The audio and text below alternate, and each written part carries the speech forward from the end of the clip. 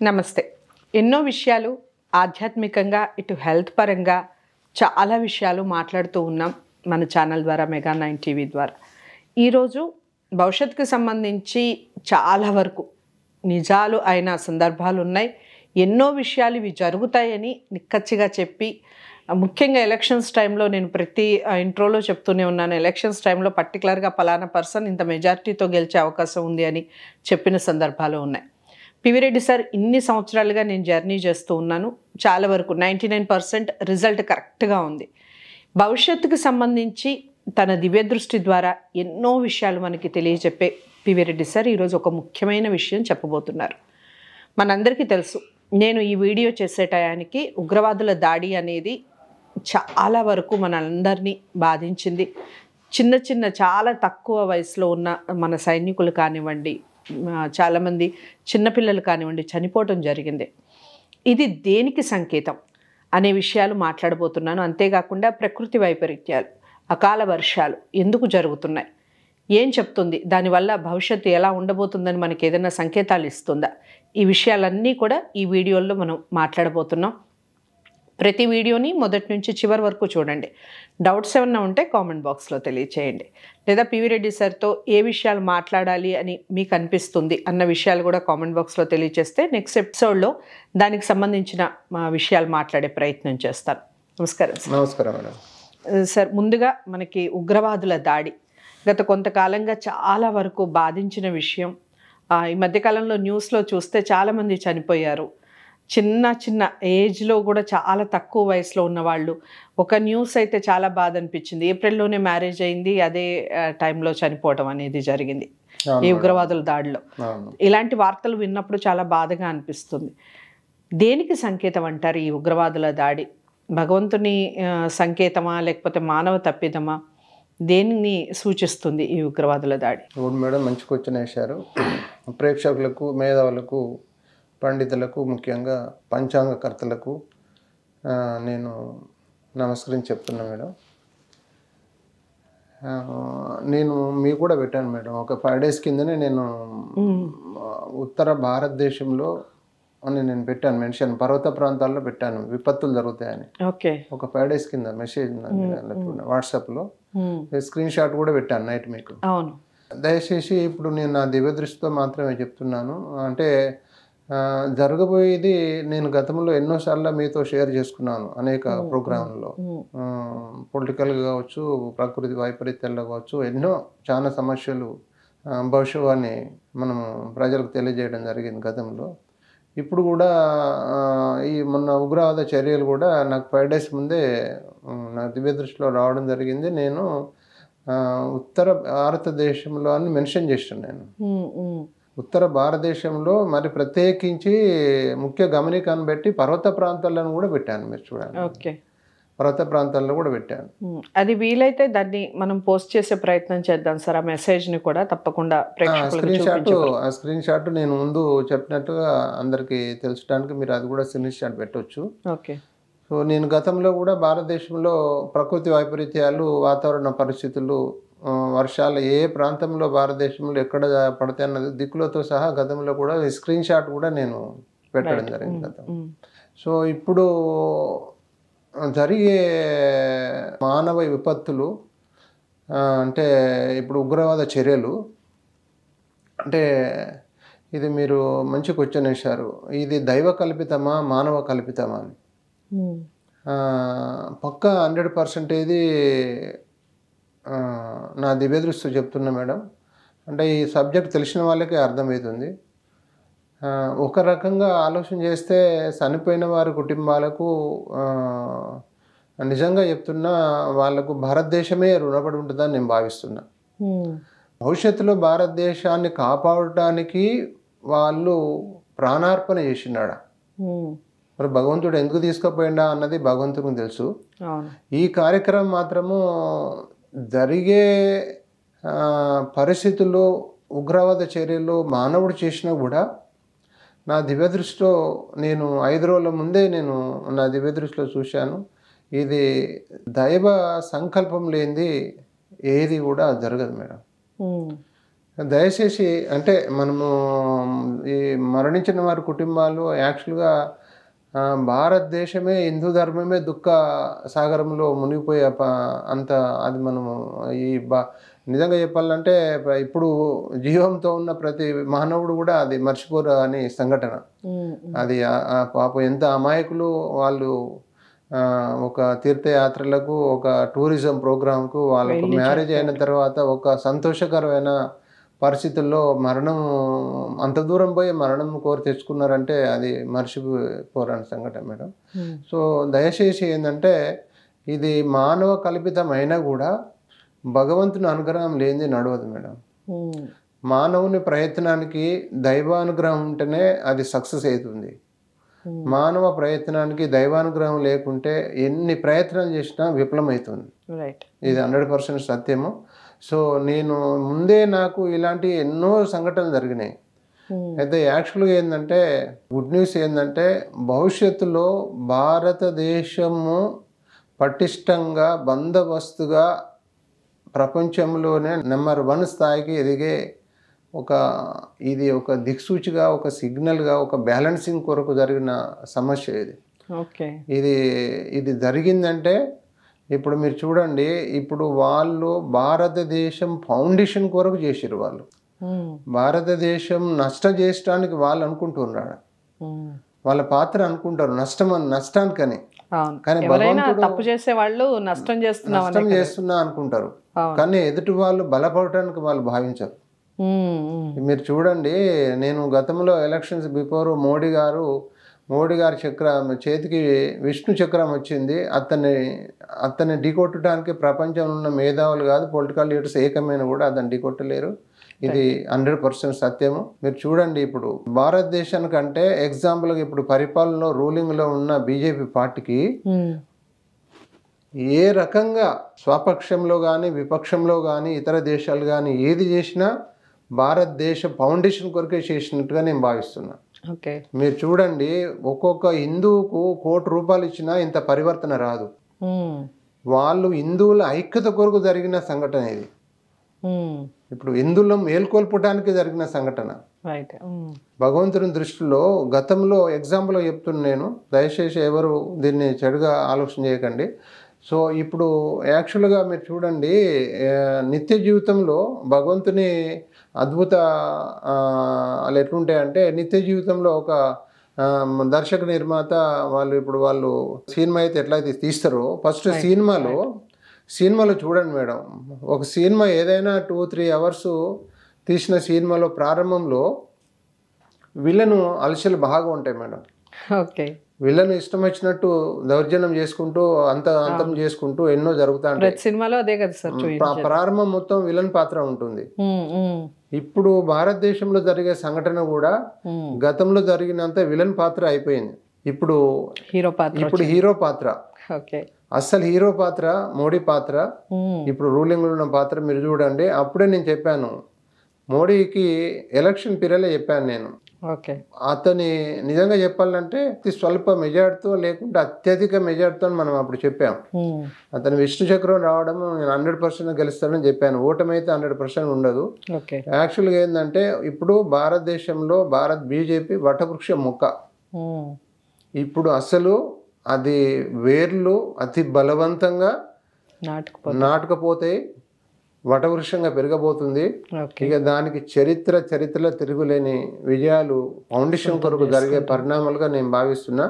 ఇప్పుడు భారతదేశము పటిష్టానికి, భారతదేశము మంచి కొరకు ఇప్పుడు మోడీ గారు యాక్చువల్గా అగుపడే మానవుడే కావచ్చు. భారతదేశము సనాతన ధర్మాన్ని పాటిస్తుంది. మీరు ఒకటి నేను చెప్పదలుచుకున్నా మేడం, చెప్పండి. ప్రపంచంలో ఉన్న ఏ దేశస్థులైనా, ఏ మతస్థులైనా, ఏ కులస్థులైనా మీరు చూడండి, సనాతన ధర్మాన్ని కోరుకోరు. వాళ్ళ కులదైవాన్ని వాళ్ళే, ఆ కులదైవమే గొప్ప, వారికి వాళ్ళే ఇతర దైవాన్ని వాళ్ళు పూజించరు. వాళ్ళు 100% వాళ్ళు యాక్చువల్గా ఒక స్ట్రిక్ట్గా వాళ్ళ దేవుడే గొప్ప ఈ విశ్వంలో అన్నట్టు వాళ్ళు భావిస్తారు. భగవంతుడు మీరు చూడండి, ప్రపంచంలో సనాతన ధర్మాన్ని పాటించేది భారతదేశంలోని హిందువులు తప్ప ఇంకా ఏ దేశంలో ఎవరు పాటించరు. రైట్. ఇప్పుడు మీరు చూడండి, ప్రపంచంలో ఉన్న ప్రతి మతానికి ఒక దేవుడు ఉన్నాడు. అవును. ప్రతి మతంలో ఉన్న వారికి ఏ మతంలో ఉన్న దేవుడు ఆ మతానికి గొప్ప. అవును. వాళ్ళ దేవుడు వాళ్ళే గొప్ప కాదంటలే, 100% సత్యం. Right right. కానీ ఈ విశ్వంలో, ఈ భారతదేశంలో, ఈ భూగోళంలో ఇన్ని కోట్ల దేవతలు ఉన్నారు. ఏ దేవుడు ఒరిజినల్? యాక్చువల్గా చెప్పాలంటే ఈ అనంత విశ్వానికి రథ చక్రవర్తి ఒకటే దేవుడు. అవును. మరి ఇన్ని కోట్ల మతాల్లో అవతరించిన దేవుడు ఒరిజినల్ దేవుడు ఏ దేవుడు? కానీ భగవంతుడు అనే వ్యక్తి, సర్వ మతాలను సృష్టించిన వ్యక్తి, సర్వ ప్రాణాలకు జన్మనిచ్చిన వ్యక్తి, అన్ని మతాలు సమానమే, ప్రతి మానవుడు సమానమే, ప్రతి మనిషి భగవంతుని విశ్వరూపమైన ముఖ్య వ్యవస్థ భారతదేశము, సనాతన ధర్మం. మీరు చూడండి, ఈ భూగోళంపై ఒక్క భారతదేశంలో ఉన్న సనాతన ధర్మంలో ఉన్న హిందూ ధర్మంలో ఉన్న దేవుడు, మన ముఖ్య దేవుడు విశ్వరూపం, దేవుని ప్రతిరూపం. ఈ ప్రపంచంలో ఉన్న అందరు ముఖ్య దేవుళ్ళు మానవుని రూపం. విశ్వరూపంలో ఉన్న దేవుని మొక్కుతారు తప్ప ప్రత్యక్ష దేవునికి మొక్కేది ఒక హిందూ మతం మాత్రమే, సనాతన ధర్మం మాత్రమే. మీకు ఉదాహరణ చెప్తున్నా, అర్థమయ్యేటట్లు, అందరికి అర్థమయ్యేటట్టు చెప్తున్నా. భగవంతుడు అనే వ్యక్తి తన మతానికే పుట్టలే, తన మతానికే సృష్టించలే. ఆ భగవంతుడు కరెక్ట్ అయిన తర్వాత ప్రపంచం మొత్తం ఆ మతాన్ని సృష్టించేవాడు. మరి సనాతన ధర్మాన్ని పాటించేది ఒక హిందువు. చెట్టును, గుట్టను, రాయిని, మనిషిని, ప్రతి వ్యక్తిని భగవంతుడని పూజిస్తాం మనం. ప్రతి వ్యక్తి మనకు ఒక ఫోటో కనపడితే ఆ ఫోటోలో దేవుడు, వ్యక్తి దైవానుగ్రహం అనుకుంటాము. ఏ మతం వాళ్ళైనా మనం స్వీకరిస్తాం, వాళ్ళని రక్షిస్తాము, వాళ్ళను నీడనిస్తాం, వాళ్ళని మొత్తం భక్తుల కొరకు వాళ్ళ ఒక ప్రాణజీవి అని, తోటి మానవుడు అని మనం ఒక దేవుని వల్ల మనం జీవిస్తాం వాళ్ళని. అది సనాతన ధర్మంలో ఉన్న భాగం. భగవంతుడు అనే వ్యక్తి ప్రత్యక్ష రూపంలో, విశ్వరూపంలో ఉన్న వ్యక్తి భారతదేశంలో సనాతన ధర్మంలో మొట్టమొదటి దేవుని విశ్వరూపము సనాతన ధర్మంలో ఉంది. ఇతర మతాలలో విశ్వరూపం ఉంది, అది మానవ రూపంలో జన్మించిన ఒక దైవ రూపం. అంటే దీని అర్థం ఏంటి? భగవంతుని దగ్గర, హిందువుల దేవుని దగ్గర మాత్రమే విశ్వరూపం ఉంది అని ఎలా చెప్పగలం? నేను ఇప్పుడు మీకు అదే ప్రత్యక్షంగా మీకు ప్రూవ్ చేస్తున్నా మేడం. ఇప్పుడు మీరు ఏ మతంలో అయినా ఎగ్జాంపుల్గా మనం భారతదేశంలో మతాలు ఉన్నాయి చూడండి, ఇతర దేశంలో మతాలు ఉన్నాయి చూడండి. ఒక క్రిస్టియన్ ఉంది, ఒక ముస్లిం ఉంది. వాళ్ళ దేవునికి వాళ్ళు సంపూర్ణంగా మార్కులు వేసుకుంటారు. వాళ్ళు ఇంకో దేవుని మొక్కరు, ఇంకో దేవుని వాళ్ళు మనం ప్రసాదం పెట్టినా తినరు వాళ్ళు. మన హిందూ ధర్మం, మన సనాతన ధర్మం, ఏ దేవునైనా మొక్కుతాం, ఏ దేవునైనా పూజిస్తాం, అన్ని దేవుల దగ్గర పోతాం, అన్ని పూజ జపాలు చేస్తాం. భగవంతుడు అనే వ్యక్తికి భేదాలు లేవు, కులాలు మతాలు లేవు. అన్ని కులాలు ఒకటే, అన్ని మతాలు ఒకటే అనే వ్యక్తి ఎవరు? సనాతన ధర్మం పాటించే హిందూ ధర్మం, భారతదేశం. కాబట్టి ఈ విశ్వాన్ని పరిపాలించే ఆ భగవంతుడు పరిపాలించే పార్టీనే ఇప్పుడు బీజేపీ పార్టీ. ఓకే. ఇప్పుడు బీజేపీ పార్టీలో ఇంత పటిష్టంగా ఉన్న బీజేపీ పార్టీ పటిష్టంగా ఉంది. దాని వెనకాల మద్దతు ఇచ్చేవాళ్ళు అంతే పటిష్టంగా ఉన్నారు. ఇంత పటిష్టంగా ఉన్న ఈ కాలంలో మరి ఏమిటి సార్ ఈ దాడులు ఏమిటి? ఇప్పుడు అంటే మీరు గతంలో కూడా చెప్పారు, మళ్ళీ చెప్తున్నారు, పివి నరసింహారావు టైంలో కన్నా కూడా ఇంకా చాలామంది మాట్లాడుకున్నాం. గతంలో చాలా వీడియోస్ ఉన్నాయి, వాచ్ చేయండి. పివి రెడ్డి సార్ చెప్పిన వీడియోస్. అందరు పిఎంల కన్నా, ఇప్పటి వరకు పనిచేసిన అందరు పిఎంల కన్నా ది బెస్ట్, ఇంతకు ముందు లేరు, ఇక ముందు ఉండబోరు నరేంద్ర మోదీ అని చెప్పారు.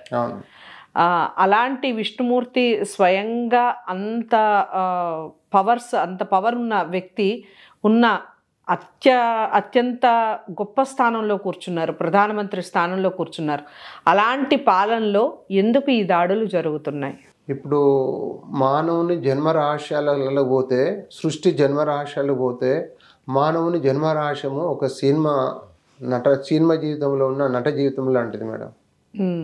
జనన మరణం మధ్యన జరిగే సంఘటనలు, సృష్టి కాలచక్రంలో మనిషి జన్మించినప్పటి నుంచి మరణించేంత వరకు క్షణం రణరంగ యుద్ధ పోరాటం లాంటిది.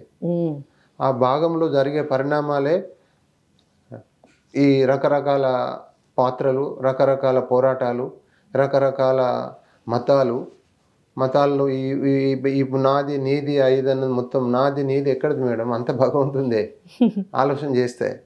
అంటే ఇది నేను ఎందుకు చెప్తున్నా అంటే ఇప్పుడు నాది అనుకోకపోతే మనం బ్రతకలేం కదా. లేదు, ఇది ఒక పాత్ర.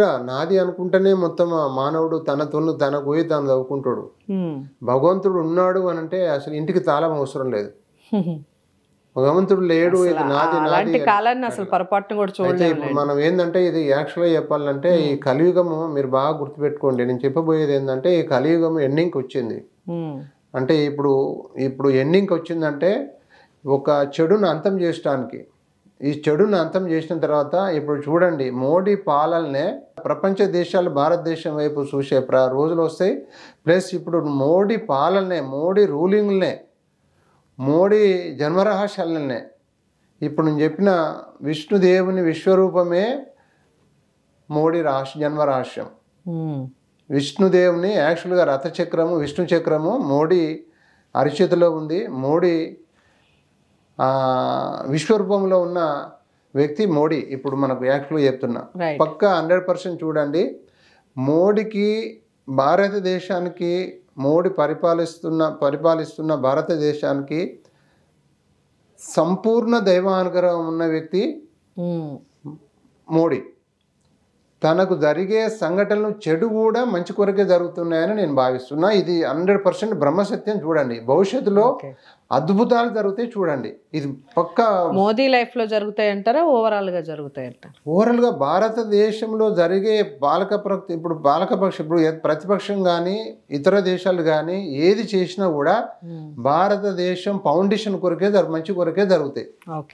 మీరు ఇప్పుడు ఈ సంఘటన యాక్చువల్గా ఈ కలియుగం ముగింపు కొరకు వచ్చిన అల్లజడులు ఇవన్నీ.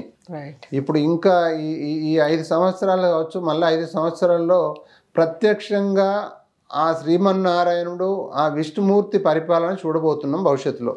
ఎన్ని సంవత్సరాలకి చూడొచ్చు అంటారు? సంచలన ప్రకటన అనుకోవచ్చు సార్. ఇది 100% మీరు బ్రహ్మ సత్యంగా చెప్తున్నాను నేను. మీరు మోడీ రూలింగ్నే దైవ పరిపాలన చూడబోతున్నాం. ఇప్పుడు ఈ అలజడులు, ఇప్పుడు విష్ణుమూర్తి పరిపాలన అంటే విష్ణుమూర్తి మానవ రూపేనా నిజంగా భగవంతుడు ఎవ్వరికి మానవునికి భగవంతుడు ప్రత్యక్షంగా వచ్చిందంటే దానికి మనం తట్టుకోగలుగుతాం మేడం? నీ ఆత్మ పరమాత్మ, నీ ఆత్మతో భగవంతుని చూస్తావు నువ్వు. నేను దివ్య దృష్టిలో చూశాను, నా ఆత్మతో నేను చూశాను. దివ్య దృష్టి అంటే ఆత్మ పరమాత్మనే. నీలో ఆత్మ, నాలో ఆత్మ, ప్రతి ప్రాణజీవాత్మ పరమాత్మ. ఆ పరమాత్మ విశ్వరూపమే. ఇప్పుడు మన మోడీ జన్మరహస్యము స్వయంగా ఇప్పుడు యాక్చువల్గా విశ్వరూపంలో వస్తారు. అది యాక్చువల్గా ప్రత్యక్షంగా రంగంలోకి దిగి మోడీ జన్మరహస్యంలోకి ఆత్మరూపంగా ఉన్న ఆ విష్ణుమూర్తి పరిపాలిస్తున్నాడు అని చెప్తున్నాను నేను. ఇప్పుడు మీరు చూడండి, ఏ దేశం కూడా భారతదేశాన్ని ఇబ్బందులకు గురి చేయాలి, భారతదేశాన్ని ఆక్యుపై చేయాలి, భారతదేశాన్ని నాశనం చేయాలి, భారతదేశ బీజేపీని అంతం చేయాలి, మోడీని అంతం చేయాలంటే అది అసాధ్యం అని చెప్తున్నాను నేను. మీరు చూడండి భవిష్యత్తులో అద్భుతాలు జరగబోతున్నాయని చెప్తున్నాను నేను. మీరు చూడండి, పాలక పక్షానికి ఆరతి పట్టే రోజులు భవిష్యత్తులో వస్తున్నాయి. రైట్. సో మీరు ఇంత బల్లగుద్ది చెప్తున్నారు కాబట్టి నాకు ఒక క్వశ్చన్ అడగాలని ఉంది. ఏమిటంటే ఇప్పుడు ఈ మోదీ గారి గవర్నమెంట్లోని చాలా విషయాలు, అంటే ప్రతిపక్షం పాలకపక్షం ఉన్నప్పుడు ప్రతిపక్షం ఖచ్చితంగా విమర్శిస్తుంది, దానికి ఖచ్చితంగా ఆన్సరబుల్ పాలకపక్షమే అయి ఉండాలి. అనుకోని సంఘటనలు జరిగినప్పుడు కూడా అన్ఫార్చునేట్లీ పాలకపక్షాన్నే తిడుతూ ఉంటారు. అదే ప్రకృతి వైపరీత్యాలు చాలా వరకు జరుగుతూ ఉన్నాయి. ఒకటి వచ్చిన తర్వాత నెక్స్ట్ ఇంకోటి రాదేమో అనేది లేకుండా ప్రకృతి వైపరీత్యాలు జరుగుతున్నాయి. అకాల వర్షాలు జరుగుతూ ఉన్నాయి. కారణాలు ఇవి కూడా దేనికి సంకేతం అంటారు? ఇలా టైం కాన్ టైంలో వానలు పడటం, టైం కాన్ టైంలో వెదర్ అంతా చేంజ్ అయిపోవడం, మార్నింగ్ అంతా బాగా ఎండగాసి సాయంత్రం కల్లా ఇది వర్షాకాలం అన్నట్టుగా ఈ మధ్యకాలంలోనే మనం చూసాం. ఒక 3-4 days బ్యాక్ కుండపోత వర్షం కురవటం నడి ఎండాకాలంలో. ఎందుకు ఇలా జరుగుతుంది అంటారు? అసలు రోహిణీ కార్తెలో వానలు అనేది అసలు ఎవరు చూసుండరేమో మేబీ, కానీ రోహిణీ కార్తెలో వర్షాలు పడుతున్నాయి. కారణం ఏంటంటారు? సో మేడం, నేను గతంలో మన వీడియోలు కూడా ఉన్నాయి. ఇప్పుడు నేను లాస్ట్ 2 times కూడా నేను మీకు వాట్సాప్లో చేశాను నేను. ఎక్కడ నేను చెప్పినట్టుగానే TV9 వాళ్ళు కూడా గవర్నమెంట్ వాళ్ళు కూడా ఉత్తర తెలంగాణలో అతి భారీ కుంభవర్షాలను అలర్ట్ చేయమని మొత్తం అది కూడా మీకు చెప్పెట్టాను నేను. రైట్. దిక్కులతో సహా చెప్పాను. సో ఇప్పుడు ఈ ప్రకృతి విపత్తులు అనేది ఇప్పుడు ఎగ్జాంపుల్గా మీకు సింపుల్గా చెప్తున్నా మేడం. ఓకే. ప్రతి మానవుడికి అర్థమయ్యేట చెప్తున్నా. భగవంతుని అద్భుత రహస్యాలు చెప్తున్నా. ఈ ప్రకృతి వైపరీత్యాలు మానవ కల్పితం కాదు, సంపూర్ణంగా 100% సృష్టి అద్భుత రహస్యాలు. అదే భగవంతుని రహస్యాలు అనుకోవచ్చు, భగవంతుడు గాడ్ క్రియేటింగ్ అనుకోవచ్చు, గాడ్ ఆపరేటింగ్ అనుకోవచ్చు. అది ఎందుకు జరుగుతుందా సృష్టించిన వానికి ఆ భగవంతునికే తెలుసు అద్భుతాలు. మానవుడు 1,000,000 జన్మలు ఎత్తినా భగవంతుని అద్భుత రహస్యాలు తెలుసుకోలేడు. 1,000,000 జన్మలు ఎత్తినా కూడా ఆ భగవంతుని సృష్టి రహస్యాలు మనం తెలుసుకోలేము. మరి ఎందుకు సార్ ఇంత ప్రయత్నం చేస్తూ ఉన్నారు? అన్ని మేధస్సు విశ్వాన్ని జయించేంత మేధస్సు ఇచ్చిండు భగవంతుడు. కానీ కర్మానుసారము ఆయుకాలం సరిపోదు. ఓకే. తన ఆయుకాలం తను అనుకున్నది కూడా చేయలేని పరిస్థితుల్లో సృష్టి కాలచక్రంలో అంతమైపోతాడు. రైట్. కాబట్టి ఎన్ని జన్మలు ఎత్తినా ప్రారంభం నుంచి నీకు 10 మెట్ల వరకు ఎక్కగలుగుతాడు, కానీ 10 మెట్ల నుంచి ఇంకా 9 మెట్లు ఎక్కలేడు. ఆయుకాలం సరిపోదు. 100 మెట్లు ఎక్కితే సృష్టి రహస్యాలు మొత్తం తెలుసుకోవచ్చు. కానీ మానవుని జన్మరహస్యం ఏంటంటే కర్మలకు లోబడి జన్మిస్తాడు, కర్మలకు లోబడి మరణిస్తాడు. కాబట్టి ఆయుకాలం సరిపోతలేదు. సృష్టి రహస్యాలు తెలుసుకునే అంత మేధస్సు ఇచ్చాడు, కానీ ఆయుకాలం సరిపోవట్లేదు. అదే మానవుని జన్మరహస్యము. కాబట్టి మెయిన్ ఏంటంటే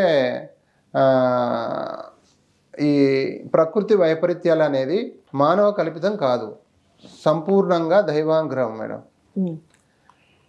అయితే ఇప్పుడు గతంలో వచ్చిన ప్రకృతి వైపరీత్యాలు ఇప్పుడు మన చిన్ననాడు చూసిన ప్రకృతి వైపరీత్యాలు చూడండి. కాలానుగుణంగా ఎండాకాలము, వర్షాకాలము, చలికాలము 100% తూచా తప్పకుండా.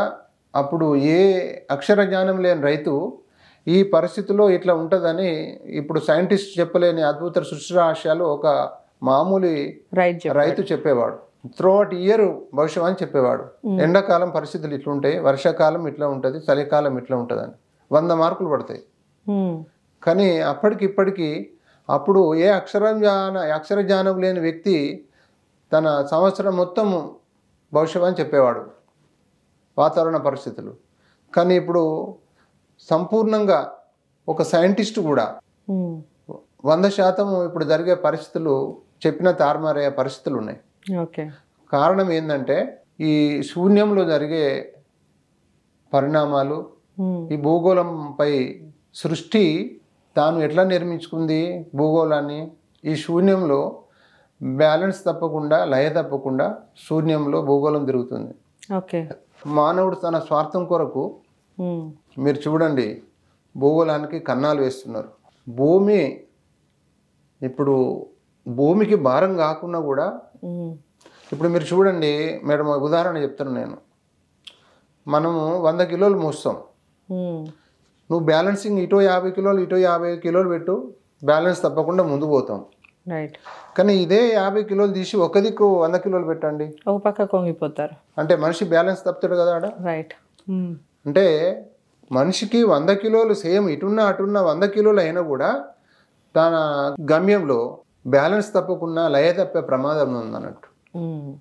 అంటే భూగోళము భ్రమణం పరిభ్రమణంలో సూర్యుని చుట్టూ తిరిగే వ్యత్యాసాలలో చాలా మార్పులు జరుగుతున్నాయి. సూర్యగోళం చుట్టూ తిరిగే అంటే భూ వాతావరణానికి, సూర్యుని వాతావరణానికి గత చరిత్రలో 40-50 ఏళ్ళ కిందున్న భూ వాతావరణం ఇప్పుడు లేదు. కారణము అంటే సూర్యునికి భూమికి ఉన్న వ్యత్యాసంలో చాలా తేడాలు జరుగుతున్నాయి సైంటిఫిక్గా. కాబట్టి భగవంతుడు అద్భుత మహాజాలంతో సృష్టిని ఏర్పరచలే. భగవంతుడు అద్భుత సైంటిఫిక్ ప్రక్రియలతో సృష్టి ఏర్పరిచిండు. అద్భుత సైంటిఫిక్ ప్రక్రియలతో. నేను ఉదాహరణ చెప్తున్నాను మీకు. ఈ ఇప్పుడు మన రూమ్ ఉంది మేడం, మొత్తం ఎయిర్ లాక్ ఉంది. ఇదే కనుక ఏసీ లేకుంటే మనం ఉండగలుగుతాం ఇంట్లో. ఏసీ లేకుంటే ఉండలేము. ఆ ఏసీ అనేది అద్భుత మాయాశక్తి. అదే దైవశక్తి. ఇప్పుడు సాధారణంగా మనం రోడ్డుని పోతాం, పొద్దున్నే వాక్యం చేసుకుంటూ పోతాం. ఆడ గాలి అసలు ఏం లేదంటారా? గాలి ఉంది మేడం. గాలిని ఏదో అద్భుత మాయాశక్తి, చలనం లేదు. మనకు అవుపడిన ఆ చలనం అంటే గాలి వీస్తా చూడండి, గాలి అంతటా ఉంది. భూవాతావరణంలో గాలి సమతుల్యత మొత్తం ఉంది. ఏదో అద్భుత మాయాశక్తి ఆటాడిస్తుంది గాలిని. ఇప్పుడు మీరు చూడండి, ఇంట్లో ఫ్యాన్ బంద్ ఉంది, మనకు గాలి మొత్తం చెమటలు పోస్తున్నాయి, గాలి ఏది ఫ్యాన్ ఏమంటున్నాం? ఫ్యాన్ వేయగానే వేరే గాలి, ఆ ఫ్యాన్ వేరే దగ్గర నుంచి ఇక్కడ గాలి పంపిస్తుందా? ఫ్యాన్ ఉన్న గాలిని ప్రెషర్తో మనకు పంపిస్తుంది. అదే అద్భుత శక్తి, అవుపడని శక్తి, అదే దైవశక్తి. అయితే ఈ విశ్వం అనేది అద్భుత సైంటిఫిక్ ప్రక్రియలతో సృష్టించబడింది. కాబట్టి ఇప్పుడు ఈ ప్రకృతి వైపరీత్యాలు, మానవ కల్పితాలు అంటే అంటే సంవత్సరానికి యుగాలు మారిన కొద్దీ చాలా వింత సంఘటనలు జరగబోతున్నాయి.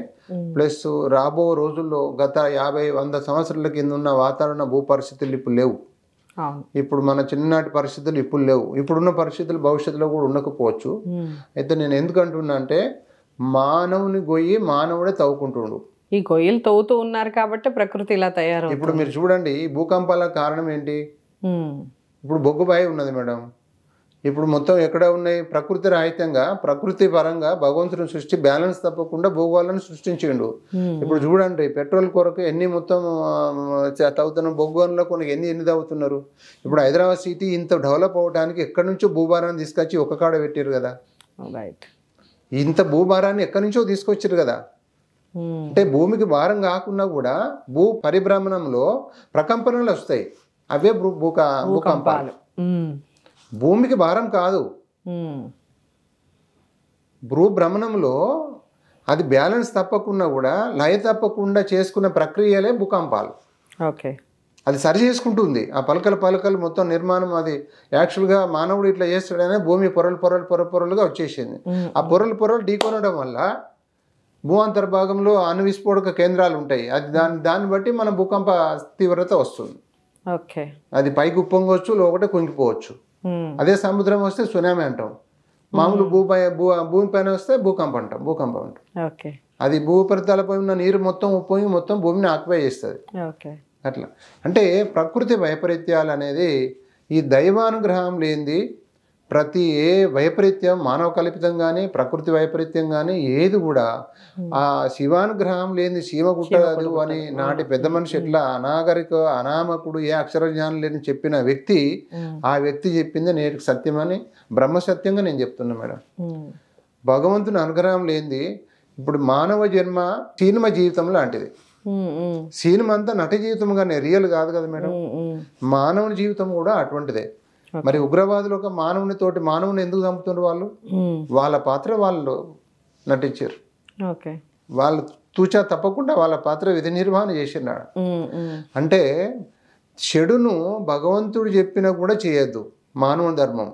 అంటే మానవుడిని నడిపించేది కూడా భగవంతుడే కదా, మరి మానవుడిని అలా ఎందుకు నడిపిస్తున్నాడు అనే ఒక క్వశ్చన్. అలా ఎందుకు నడిపిస్తున్నాడు అంటే, ఇప్పుడు నిజ జీవితంలో ఈ బుద్ధిని కల్పించేది మనం, అంటే మీరు అన్నట్టుగా సర్వం ఈ మనం చేసే ప్రతి పని, మనం మాట్లాడే ప్రతి మాట, మనం నడిచే ప్రతి కదలిక, ప్రతిదీ కూడా దైవ నిర్ణయమే అని భావిస్తే భగవంతుడు ఎందుకు చెడు వైపు ఎందుకు నడిపిస్తాడు ఒక మనిషిని అని మానవుడు అనుకుంటుండే ఇది నిజ జీవితం అని. ఇప్పుడు సినిమాలో మనం చూసుకుంటే దుఃఖపడతాం, ఒక అమాయకుని చంపేరుచి ఇదని అనుకుంటాం. సినిమా తీసిన వాళ్ళు ఇది నట జీవితం ఆయన ఏడవకండి అని, సినిమా తీసిన వాళ్ళకి మాత్రం తెలుసు ఇది నట జీవితం అని. చూసే వాళ్ళకు ఇది రియల్గా అనుకొని మనం చాలా బాధపడతాం. అలా నటించిన వాళ్ళు నిత్య జీవితంలో దేవుని లాంటి వాళ్ళు, ఒక పూజారి, ఒక మంచి దేవుని లాంటి వ్యక్తులు కూడా తన కర్మానుసారం పాత్ర సినిమాలో ఒక ఉగ్రవాది పాత్ర వస్తుంది. ఆడ ఎవరు ఆ నిర్మాత చెప్పినట్టు ఆ వ్యక్తి చేయాల్సిందే, ఆ పలానా వ్యక్తిని నువ్వు షూట్ చేయాలి, గన్తో షూట్ చేయాలి, అతను హత్య చేయాలని ఆ పాత్ర ఇస్తాడు.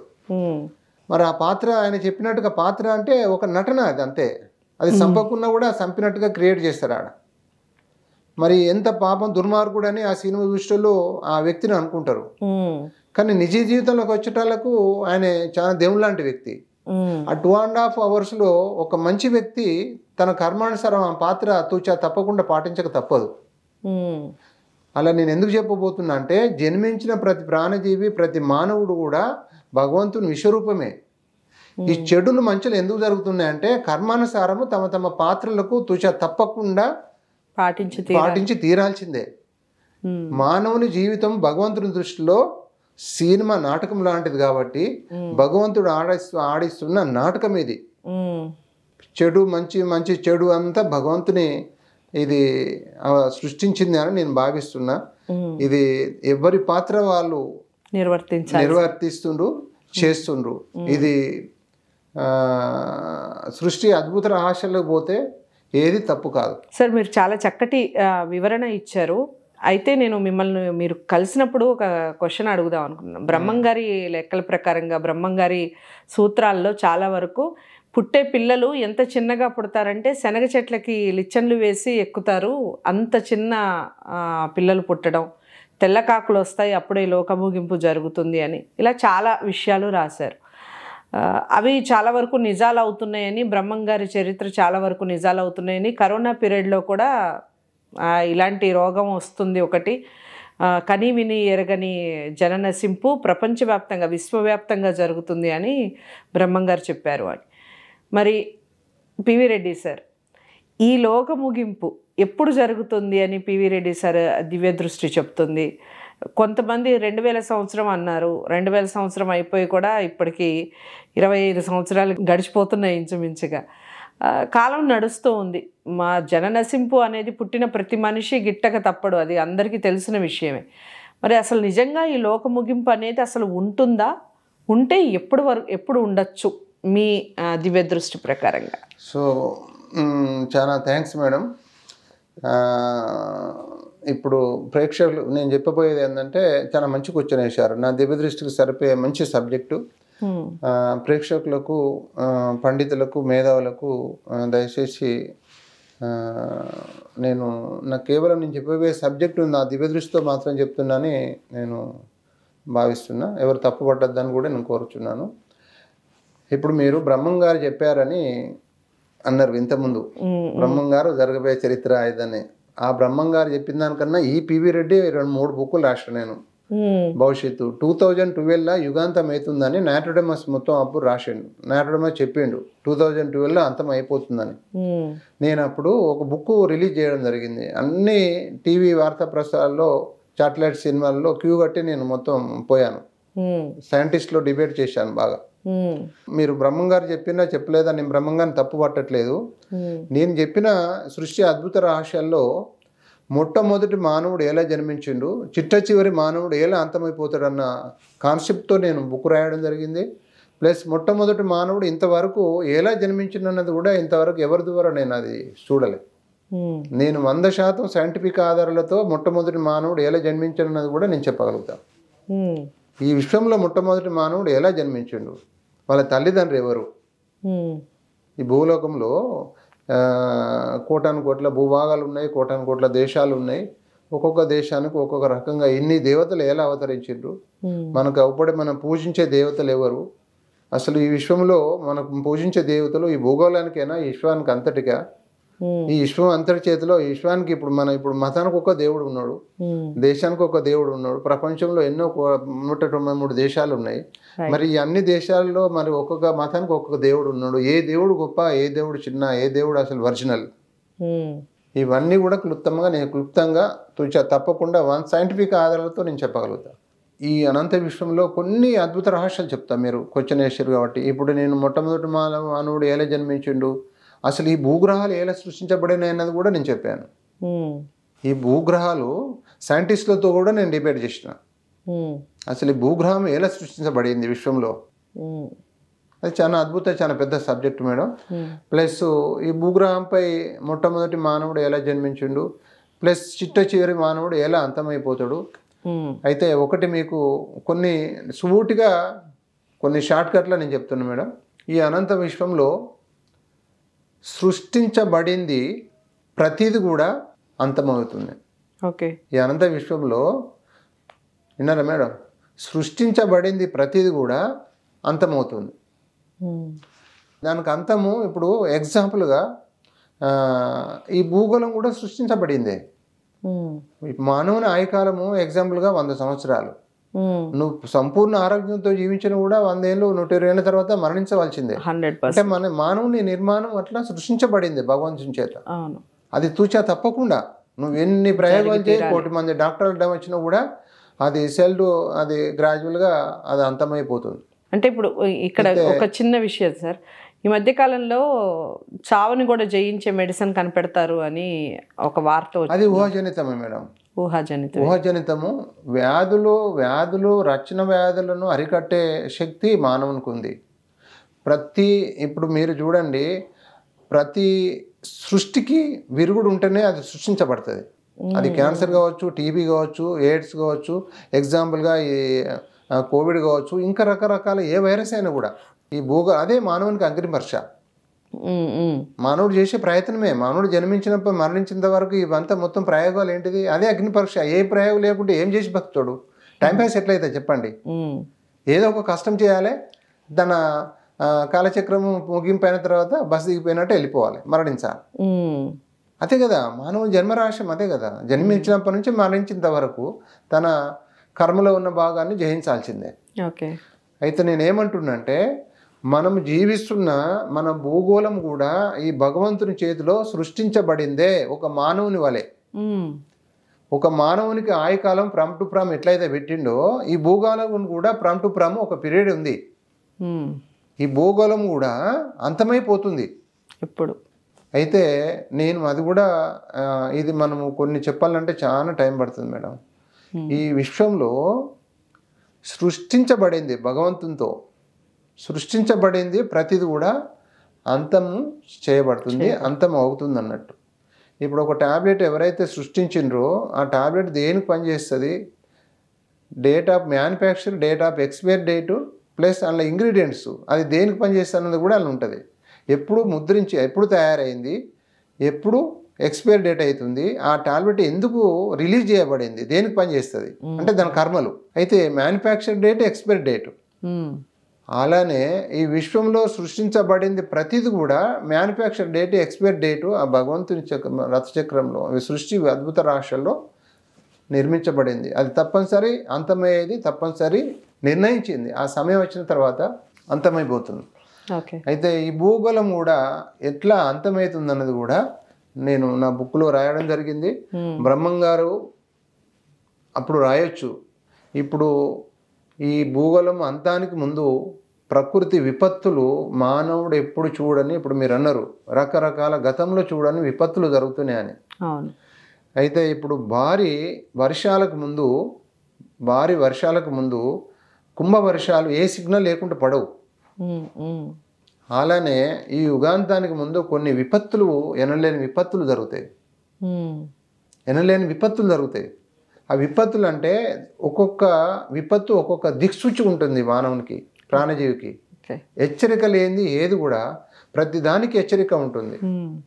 హెచ్చరిక లేకుండా కుంభవర్షాలు పడవు, ఉరుములు మెరుపులు మబ్బులు పడకుండా కుంభవర్షం పడదు. అయితే కర్మకోటి ప్రాణజీవులకు హెచ్చరిక చేస్తూ కీడు చేస్తుంది ప్రకృతి. అది కూడా ప్రకృతి నిర్మాణం. ఈ సృష్టి ఆ సృష్టి ప్రకృతి నిర్మాణమే. అంటే ఇది కాలచక్రంలోనే అద్భుత రహస్యాలు అన్నట్టువి. అయితే నేను ఎందుకు చెప్తున్నా అంటే, ఇప్పుడు జరిగే ప్రకృతి విపత్తులు నాటి మానవుడు చూసిన విపత్తులు, నేటి మానవుడు అంటే గత 50 ఏళ్ళ కింద జరిగిన విపత్తులు, అప్పుడు ప్రకృతి సర్వ ప్రాణానికి సానుకూలంగా స్వాగతించి హారతి పట్టేది. ప్రకృతి ప్రతి ప్రాణజీవికి హారతి పట్టేది. ప్రతి మానవుడు తోటి మానవుని దేవుడు అని భావించేది. అప్పుడు ఇన్ని గుళ్ళు లేవు, ఇన్ని మతాలు లేవు. అందరూ మొత్తం ఒకటే. ఎగ్జాంపుల్గా ఉండొచ్చు 1-2 మతాలు అంత తప్ప. కానీ ప్రతి మనిషిని దేవుణ్ణి అనుకొని భావించి దైవానుగ్రహం అనుకొని జీవించుండు. సంపూర్ణంగా 100 ఏళ్ళు బతికిండు. ఏ హాస్పిటల్ లేదు అప్పుడు.